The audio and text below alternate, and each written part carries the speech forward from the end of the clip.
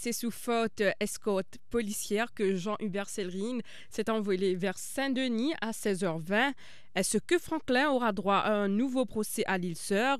Ces hommes de loi disent n'avoir reçu aucune indication des autorités réunionnaises à ce stade. Tout commence lorsque Jean-Hubert Sellerine, plus connu comme Franklin, décide de se confier à la presse pour réfuter certaines allégations faites contre lui. Ce dernier, rappelons-le, a été accusé d'être impliqué dans des transactions de drogue en connivence avec des personnes bien placées. Le surnom Franklin était évoqué très souvent à l'époque.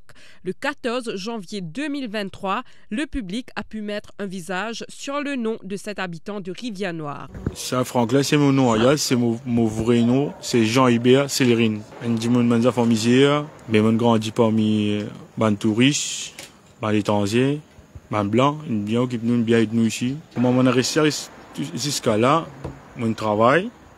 Depuis mon petit, mon travail, mon trimé, mon tracé, nous faisons un business, nous commençons par un petits animaux, un petites choses, parce que nous grandissons par un monde qui fait business ici. Mais il y a 3 ou 4 compagnies, moi, là. Ça, les positions là, depuis certains temps, qui se fait acquise, moi, toutes sortes de qualités, trucs. Puis, dire, moi, je suis bien plus grand trafiquant, même baron de l'Ouest. Je n'ai pas aucun caisse trafiquant.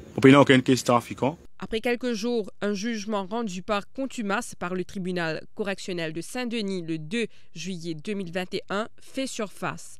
Franklin et son acolyte Jérémy Désiré Décidé, alias Neuneu, ont été condamnés pour trafic de drogue à l'Île-Sœur.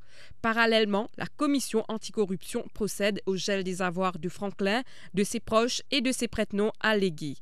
Interpellé par l'ICAC le 7 février 2023, Jean-Hubert Sellerine est placé en état d'arrestation et inculpé provisoirement de blanchiment d'argent. L'enquête de la commission anticorruption sur l'affaire Franklin se poursuit. Ce scandale atteint les plus hautes sphères du gouvernement lorsque des allégations sont faites contre l'Attorney General Manish Gobin et le PPS d'alors Rajana Dahlia. Ces allégations portent sur des pots de vin pour faciliter l'octroi d'un terrain à bail près de Grand Bassin. Pravin Jugnut défend bec et ongle Manish Gobin. Concernant le ministre Gobin, et chaque fois, même quelque chose qui m'a pour répéter jusqu'à aujourd'hui, n'a fait aucune allégation de corruption à l'encontre de ministre Gobin. Cette saga est évoquée au Parlement. En réponse à la PNQ de Xavier-Luc Duval, Pravin Jugnut affirme que le nécessaire est fait au niveau du bureau de l'Attorney General par rapport à la demande de la Réunion pour l'extradition de Franklin et Neuneu.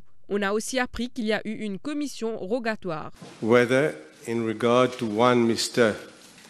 JHC, alias F, he will, A, for the benefit of the House, obtain from ICAC and the Commissioner of Police information as to the outcome of inquiries carried out by ICAC and the Anti-Drug Smuggling Unit ADSU in 2016, if any, and whether any prosecution was initiated. Commissioner of Police, whether he will obtain from the Commissioner of Police information as to if an objection to departure was lodged against him since that date, and if so, until when.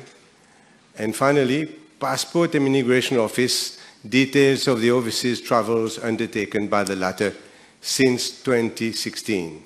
And B, state if he was informed by the Commissioner of Police in his daily briefings therewith of the holding in September 2019 of a rogatory commission in relation thereto for drug offences. I am informed by the Commissioner of Police that Mr. JHC, age 33 and residing at Les Salines Pilot, Black River, is known to ADSU, in particular ADSU Western Division, for his association with drugs.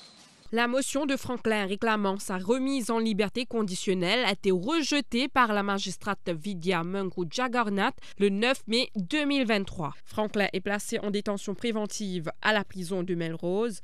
La demande d'extradition formulée par les autorités réunionnaises se déroule en parallèle devant la magistrate Shavina Jugnut, encore de Port-Louis.